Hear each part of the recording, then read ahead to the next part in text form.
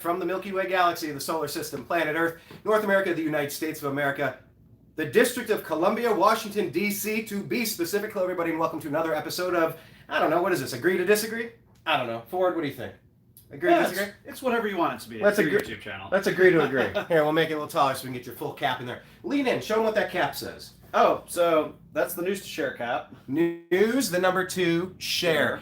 And by the way, it's a bump cap. This is secretly a helmet. Let's see. It's a bump cap. Oh yeah. So You're yeah, sweaty, so, bro. You're sweaty. Always. Blah. But if I got like punched in the head or something, I think you said, did it work? Yep. All right, so we got some mulled wine from the good people at wherever we happen to be. We ain't gonna tell you. Hello, Bravo Charlie Productions. Yeah, that's actually my old lead singer from my band back in the cool. day. So He's a patriot as well. But welcome to another episode on the new American media, because the old American media has failed you, and the news always matters. The TNAM network is here to show you what's going on for the Stop the Steal rally in D.C. Ford, you were at an event today. You were able to get some footage of something that happened with one of the more prominent names involved directly or indirectly with this event. And it's interesting news. So yeah. I was wondering if you could maybe enlighten us as to what Enrique Tarrio, what happened with the situation. Sure. So just as quick background, I live here in Washington, D.C. My outlet is called News to Share, and the main thing that I do is I go to various events of political nature, especially activism, especially extremism and conflict, and I try to capture raw footage and present it in a raw and objective way. I try not to take sides. I try not to really inject much commentary at all, other than, in conversations like this where, I'll try to basically just describe what happened rather than anything about my own opinions on it. So at the second of, there have basically been 2 million MAGA marches, and then there's going to be another one tomorrow, generally themed around the idea that they believe that President Trump actually won the election. And so at the more recent one, on December the 12th, there was basically marching around after the event happened. And this has happened both times previously, and I expect it to happen tomorrow night, and maybe to some extent tonight. I mean, I think it makes sense to actually be out there and cover it tonight. Mm-hmm. On December 12th, basically the Proud Boys were the primary right-wing faction walking around Washington, D.C., and they were basically looking for people to fight. They were literally screaming, "Where's Antifa? We're going to get our hands on them." And the police were protecting the anti-fascist and Black Lives Matter protesters. And, literally Proud Boys would say things like, "Give us just 1 hour with these guys. We'll clean up this problem forever." That kind of stuff. So it was very high energy. They were really looking for a fight. And they mostly were not able to have that fight. A couple Proud Boys were arrested trying to go through the police toward leftists, etc. What ended up happening a little later in the night was that from a few different churches, but I in particular captured I think it's called the Asbury Methodist Church, sort of near northeast, or the northeast end of the White House area, of the downtown area. The Proud Boys basically saw a banner, a Black Lives Matter banner at a church, and they ripped the banner off. And they walked with the banner to Harry's Bar, which is a popular conservative hotspot here in D.C. They kind of posed with it, took some pictures, gave a little speech, and then they set it on fire. Enrique Tarrio actually did not. Enrique Tarrio is the chairman of the Proud Boys. Enrique Tarrio actually did not touch the thing with his own hands. Enrique was holding a cup of coffee the whole time, which I haven't gotten to see the criminal complaint yet, but apparently it does acknowledge that fact. Enrique was carrying a cup of coffee at the time. He didn't touch the thing, but operationally, all of these people answer to him. He's the chairman. It's a sort of hierarchical organization. And so they set the thing on fire, and then they left. But specifically, they asked him, should we do this? And he nodded or something? Well, so what happened was that in front of the church, they actually took down, I think it was 2 banners that one was on top of the other or something, because I think they only tried to take down one. And they looked at 2 banners. One was about a women's event, and then one was about Black Lives Matter. And Enrique said, "Well, what do they say?" And they showed them to him. And he's on the BLM one, he's like, yeah. And then on the other one, he was like, "Put that back." And so they threw the women's event one back at the church, but then they took the BLM one, and then it was set on fire. They poured lighter fluid over it, and then they lit it.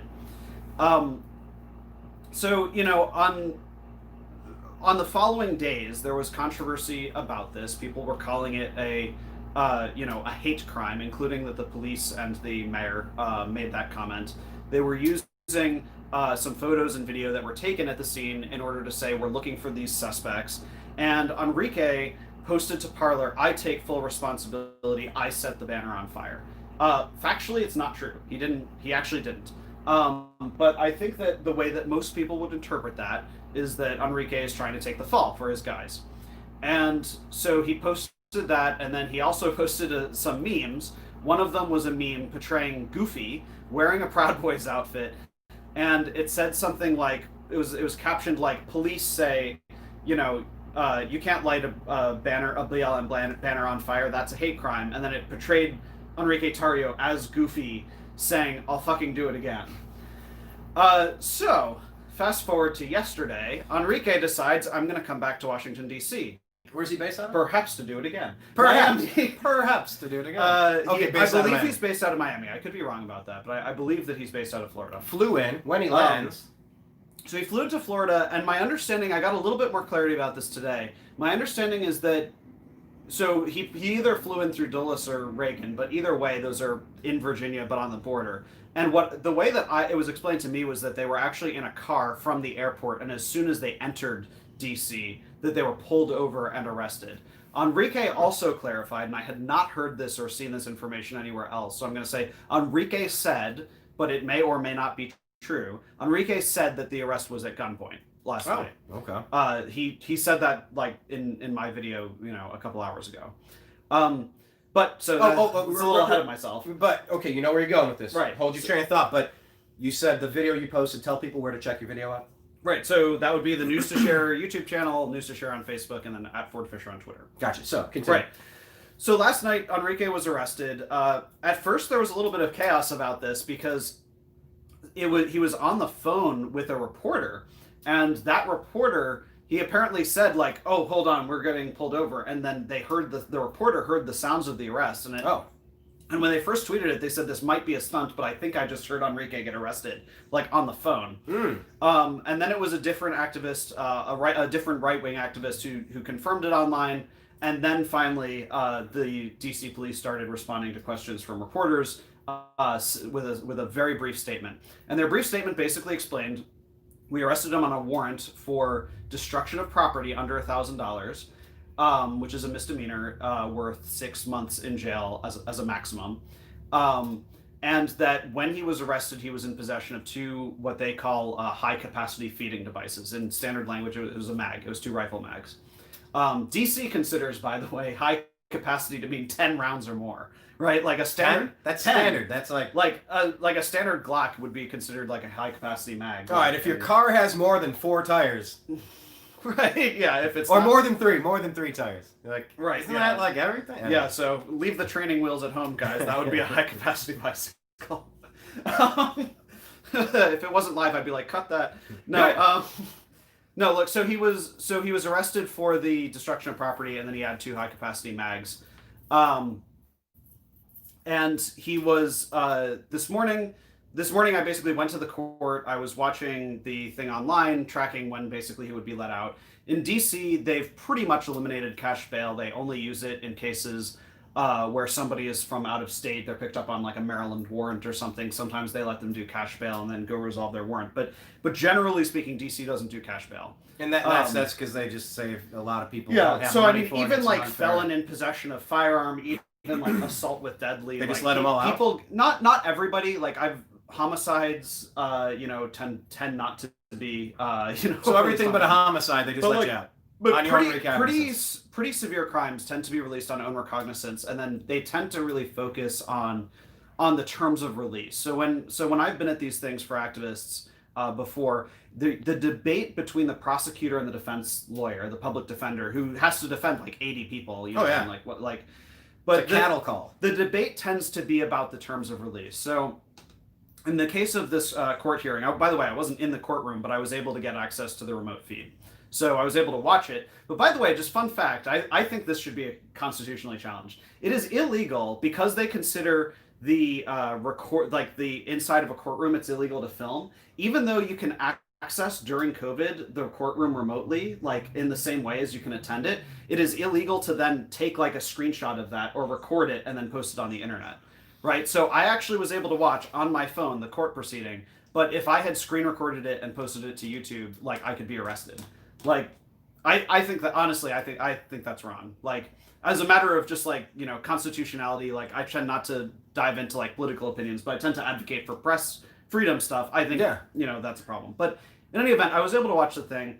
The disagreement that was had, the argument that happened in the courtroom was that Enrique, his defense lawyer was saying, why, you know, I think you know, Enrique should be released on his own recognizance, period. And the prosecution didn't disagree with the idea of him being released, but they said, we want him banned from Washington, D.C. completely. And Enrique's defense says, well, how about just banning him from Black Lives Matter Plaza and from around the church that they took the banner from? And the judge said, no, we're banning you from Washington, D.C., and here's why. And she said, from your Parler account, the government exhibit says, and she looked at the Goofy meme. Note, if you're going to commit a crime of some kind, if you write, I'll fucking do it again on the internet, that's not going to bode well with a judge. The judge said, the judge basically said, there are Black Lives Matter banners all over the place in D.C., ergo, no restriction from a specific spot in D.C. could prevent a future crime from occurring in D.C. So he was released, but the expectation is he has to leave the city. I would have argued it's a meme. It's a joke. And yeah, I don't want to be in jail. Obviously, I won't do it again. But anyway, that's how it was ruled. That's what the judge determined. And so what? He's allegedly gone, or it was an unspoken, or it was definitely a decree. Like you gone. So when he was released, somebody picked him up in a van and he left. But he was on his way to go get his stuff. Right. I think, you know, if you haven't been arrested, like the way that this works is that you actually then have to pick up your belongings, your phone, your whatever, like at a separate police station. Usually the jurisdiction that arrested you has all your stuff in a bag somewhere in a police station. And if you have something really valuable, like a golden watch or a ring or something on you at the time, sometimes you have to pick that up in a separate location. So it can actually be pretty complicated, especially for people who don't have friends as soon as they get out. But so he was picked up by somebody on his way to go get his stuff, and then he said, the next thing I'm going to do is get a cheeseburger, but short of that, we'll see, but... Sounds like an endorsement opportunity missed. I'm going to Disney World. I'm getting a Carl's Jr. burger. Assuming that he complies with the judge's order, he is out of play for tomorrow. Okay, so let's talk about tomorrow. I mean, are there anything we want to wrap up on this? Because, sorry, not to just jump, but, we don't want to be here all night. We want to get out in the city and see what there is to see. Yeah. So, I guess I would just generally say that the Proud Boys have been a huge force at both of the previous events. And I think that Washington, D.C. seems to have been making a statement, I think, in a way, by arresting him upon his arrival back. It was actually, I remember finding it interesting because it's a very normal tactic, actually, in a lot of jurisdictions that before these giant events, they arrest members right before it on old warrants in order to stop them. Didn't they do something? Portland. Okay, talk about Portland, but didn't it happen in Louisville as well with Linda, right? I'm actually not. I thought something happened with Linda. She got arrested on the bridge or something.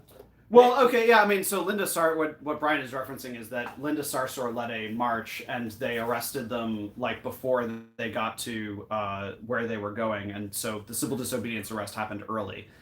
Somebody just said, what was the warrant for again? The warrant was for destruction of property under $1,000, which is a 6-month misdemeanor. So let me pause right there. Let me pause right there on a 6-month misdemeanor. We're talking about Washington, D.C., one of the 10 cities. Let's go through a few. Chicago, Kenosha, Los Angeles, Portland, Seattle. I don't know, you could probably name a few cities that burned for about 6 months straight. And now all of a sudden a banner is noteworthy and newsworthy.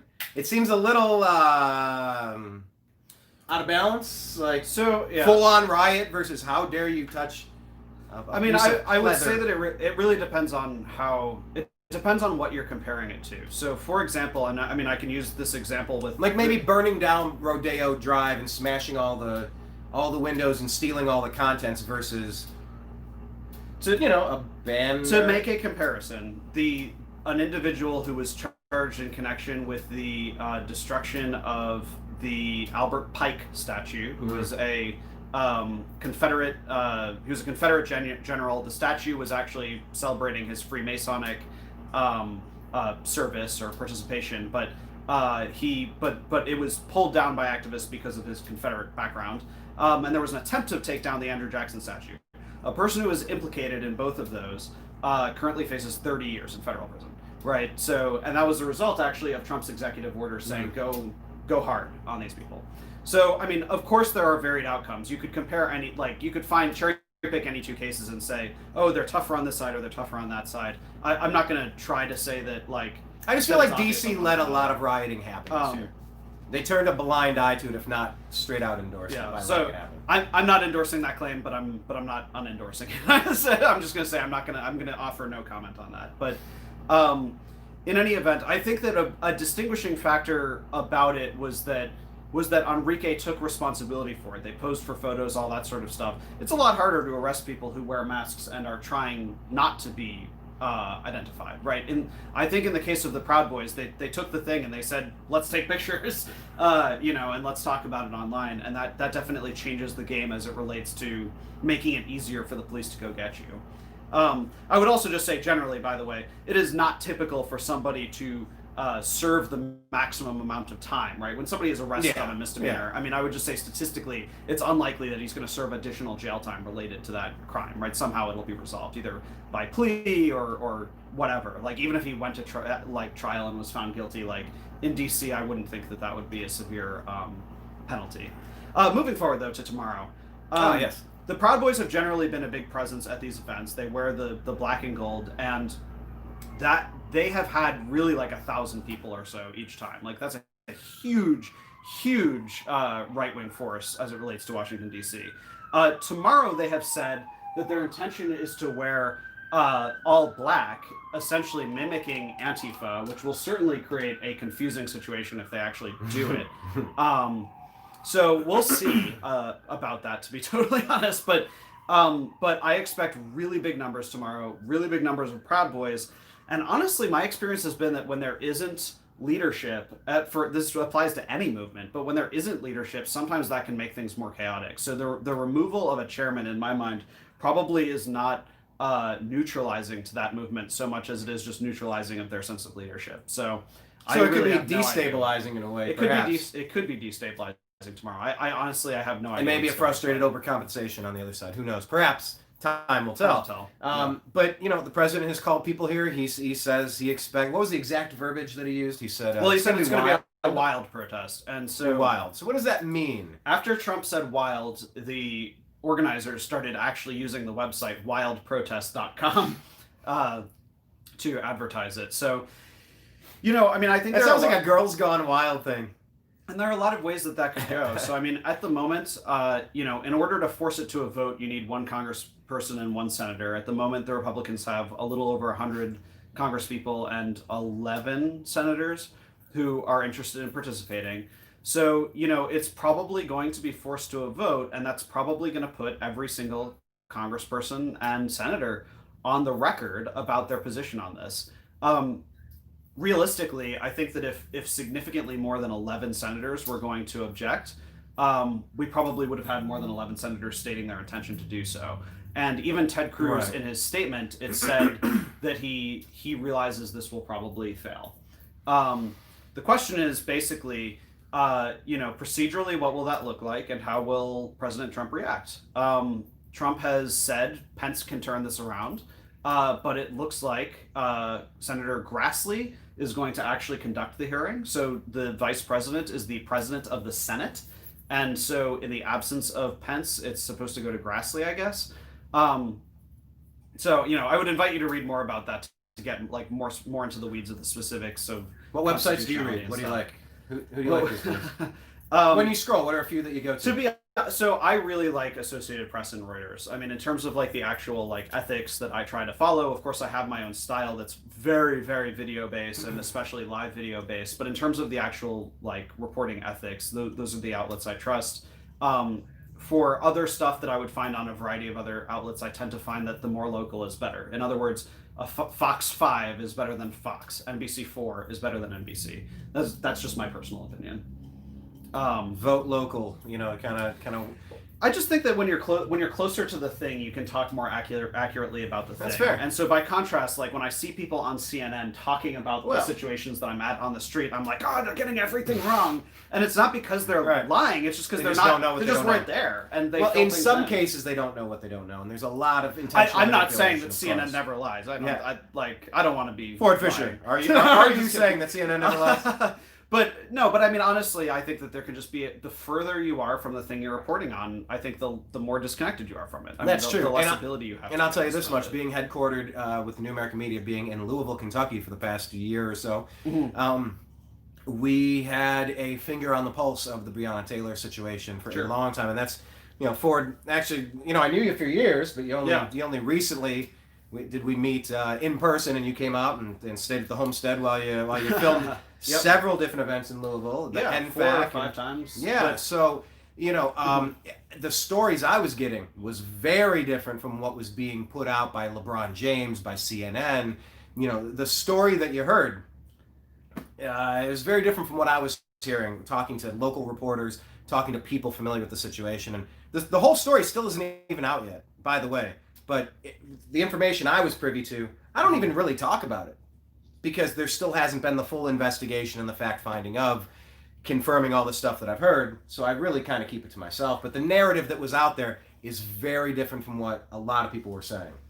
So yeah, when you're local, you get interesting information. I think that the closer you are to the information, and so that would be a way to gauge the trustworthiness of a particular source, is how close are they to the actual thing. I mean, obviously, the best you can have is do they have video of the thing that they're talking about, right? I trust what I can see with my own eyes, hence why I barely report things that I can't confirm with video, especially with video that I shot would be my preference, of course.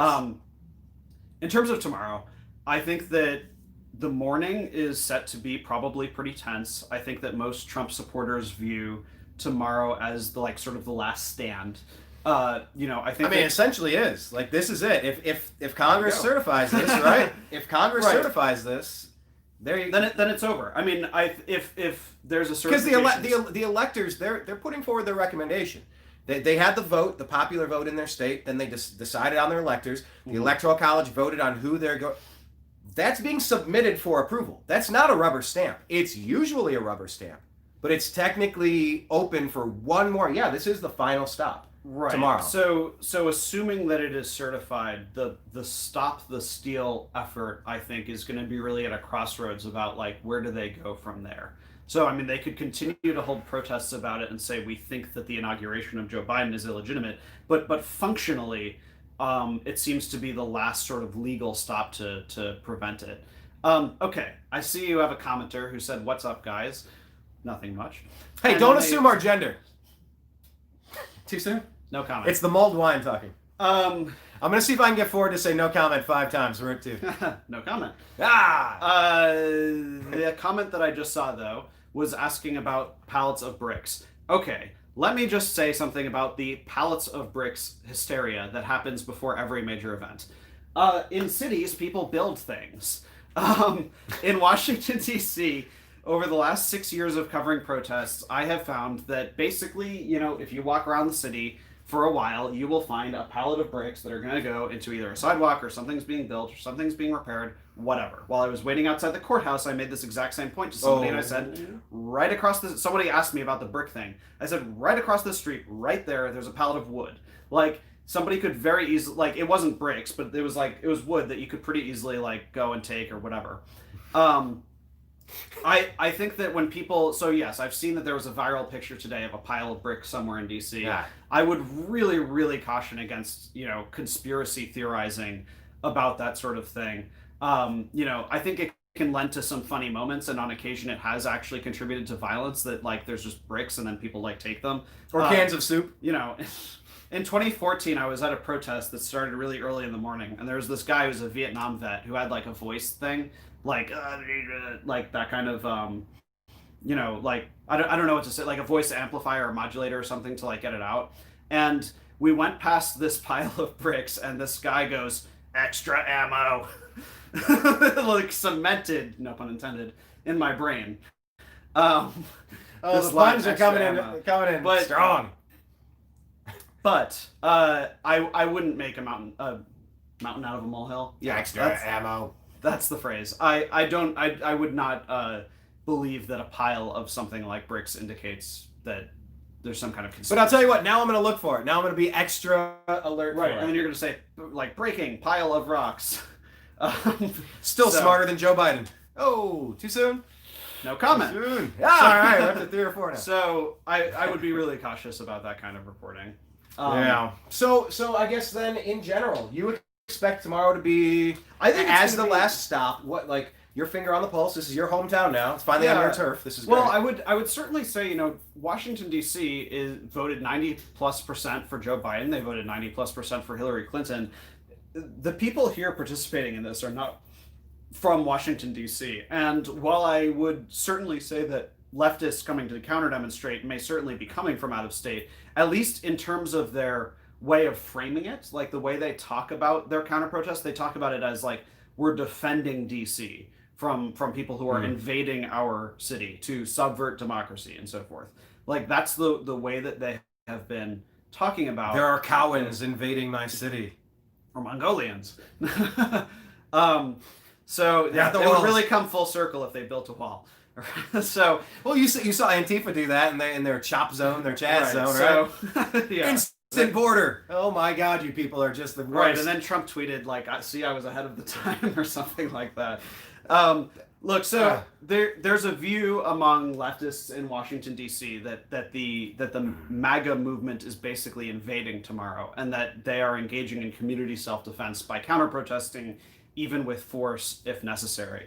The general view, more specifically, that they've described, because there has been infighting on their side. And so I don't want to go like deep into the players of that and stuff, but generally speaking, there's a debate that's been happening on the left here. On the one hand, you have people who I would generally characterize as like liberals, who say we won the election. Don't point at me and call me a liberal. Liberals. You dirty. There are people who I would generally characterize as on the liberal end of the spectrum who say we won the election. Let's ignore these people. They're just looking for a fight. And so let's just ignore it. They'll come, they'll do their thing, and then they'll leave. Ignore it. Joe Biden's inaugurated. We win. There are leftists, more broadly, who take exception to that, and they say no. And they basically say liberalism enables fascism. And their reasoning is that by allowing people to come in, invade the city, and so forth, that they're basically giving grounds for an anti-democratic coup. Or that on a more micro scale, that the people who are there would be engaging in violence anyway. So rather than let them attack random people, why don't we fight them? Why don't we have a street fight with them? That debate, which I'm broadly but imperfectly describing as leftists versus liberals, has kind of been going on here. And it seems to have really kind of contributed to the amount of numbers that have shown up to the previous 2 million MAGA marches. There haven't been, when the George Floyd protests began here 6 months ago, there were huge turnouts of what I would say were mostly leftists, but some of that kind of Democrat liberal faction. And there have been considerably less of both at the last 2 of these MAGA events, and that seems to be somewhat attributable to infighting about the subject of whether or not it's even worth directly confronting them. So we'll see tomorrow what that turnout looks like, but I think until the inauguration, it's probably last stop for Washington, D.C., and last stop for the MAGA movement in power. And that's why we're here. We're here to cover the story. We're here to get you the video that, look, you can go on CNN, you can go on Fox News, you can get their narrative if you want it, or you can try the new American media, which is anybody with a camera that's willing to go get the footage and get it out to you. What was that comment? I saw you. So I saw there was a comment that said, where else could basically Trump supporters have gone? I mean, firstly, I was quoting the opinion of leftists saying like, "Oh, DC is being invaded by Trump supporters." I would say that those people have a similar mentality towards other places. For example, I've been at Stop the Steal rallies in Georgia. I've had them covered by freelancers in Arizona and some other states. And generally, I think anti-fascists feel the same way in different states about that. But I think that to answer the question very specifically, other than Washington, D.C., really the battlefield for these things is people have been encouraging people to go to state capitals. and sort of lobby the actual state legislators. I think in principle, honestly, the state capitals are probably more relevant to the Electoral College. Sort of fun constitutional fact: the Electoral College is the only federal function that is not performed primarily in Washington, D.C. The Electoral College votes in the state capitals, and it is confirmed here in Washington, D.C. But the Electoral College vote does not happen in D.C., and it's a federal function. And so that time would have passed, obviously. So that already happened. And there was some there was some really, really interesting footage, actually, from some state capitals where Republican electors tried to enter their state capitals in... Oh, yeah. Was that Michigan? I saw a video of it happening in Arizona, but it may have happened in Michigan as well. But, like, literally with, like... And I know that, I think in Georgia, they entered and they, like, actually logged their votes. Whereas, like, in Arizona, the police kept them out and said, basically, you're, like, not certified to be in there. So, I mean, that's certainly, I think that's a very, very historically interesting thing to have happened. I mean, I wish that I had captured footage like that. The Twitter account I would recommend following, he travels more than me, is BG on the scene. Yeah, he was up in Kenosha, right? He wasn't. I feel like that's where I first found him. He's been all over the place. He kind of does what I do, but probably like 4 times as much content. I don't think. What's the guy's name? BG. Yeah, Brendan Gutenberg, I think is his actual name, but BG on the scene. And I went to Bowling Green State University, so BG to me is Bowling Green. So, right. Yeah, I like the name. Bowling Green on the scene. Yes. So he's out there doing his footage, you said. Right. So, but I would just generally, like, if you're trying to find news about tomorrow, I think live feeds are probably going to be really difficult to perform. I found that that's really hard during the day at these events. You just have so many people crowded into one spot, and the cell phone signal, it's just, like, impossible to get. But if you're able to, tracking Twitter, looking for that raw footage, I would basically stay away from the cable news because I think that, again, even if they're not going to lie to you, they're going to be pretty selective about how they present it, and they're probably not going to show much of the details of what's going on the ground. You're going to see, here's a feed from the Senate chamber, and here's a helicopter shot of all the people outside the Capitol, but you're not going to really hear that kind of raw emotion that you get when you actually ask somebody, why are you here? What are you doing? That's what we intend to do. We intend to put a full-length documentary together. Really getting a bulk of our stuff tomorrow, depending on what happens. To be clear, when he says we, he means him and his people. I and my people. We are not together in any We're sense. Just friends. No, I'm just kidding. We're just friends. I thought we were more than that. No, we run different ecosystems. We run different but friendly media outlets. Yes. We both understand the importance for independent journalism, new media, new American media, as it were. People just being out there to capture something and give you more of a raw feed that's less polished, that's going to have less edited content delivered to you in a way to form the narrative that they're looking for. There's a massive value in getting content out there and being able to consume it from someone who's not affiliated and not having their puppet strings pulled by anybody else. It's on licensing fees, it's on donations, it's on, ad revenue. We operate individual ecosystems, and it doesn't happen without people enjoying it, without people needing that footage. You really should. I don't care if you like what I do. I don't care if you like what he does. You should not trust the legacy media companies, Fox or MSNBC. You shouldn't trust them. I think they've proven to be incredibly intentionally deceptive. And I think that it takes a lifetime to build a reputation, and you can burn it down in an instant. Nobody's perfect, I get that. But I think we've all seen enough that we need to see out of the legacy media companies to know that there's a strong value to having independent media out there. I definitely agree. I think just generally, even when they are not trying to be misleading in some way, they're not on the ground in the same way that independent reporters are. So, exactly. And that's why we're not a we, but we are providing content that isn't media, legacy media. Follow on Facebook and Twitter and all that. Yeah, tell them where to follow you again. Right. So my outlet is called News to Share. News, the number 2, share, one word. That's YouTube and Facebook, and then I'm at Ford Fischer on Twitter. And if they like your stuff and want to contribute to independent media on the ground, what's your? I have patreon.com/Ford Fischer, FORDFISCHER. And I guess ours is PayPal at Fuzz Installment. It's a long story. That's the corporation name. But at Fuzz Installment, if you like what we're putting out and have been putting out for the past 9 years, go ahead and shoot us a vine over there. These wonderful hotel rooms in DC don't pay for themselves. They don't pay for themselves. Not yet. But like I said, 9 years of content. Ford, how many years doing this now? How many years you got under your belt? I guess like 7. Yeah, I mean, you can see a body of work growing over the years, and if you value the content, this is the PBS. It's that donation drive. Supported by viewers like you. Viewers like you. I can imagine your folks being into that. Big PBS people. PBS is one of my biggest clients for licensing. Hey, there you go. So no disrespect to PBS whatsoever. Exactly. Thanks. We, not we, love Right. PBS. Not we, but the proverbial we. No, anyway, I digress. So thank you, Ford, so much for joining me today. Here. Fun talking to you. Absolutely. It's so great to be in your backyard for a change. That's right. Just direct me to the nearest bonfire and bourbon, and we'll get that cigar lit. And We don't even have indoor dining here in DC. There's freedom out there in the world somewhere. Bonfires? I don't know what you're talking about. You heathen. That's at least an hour drive away.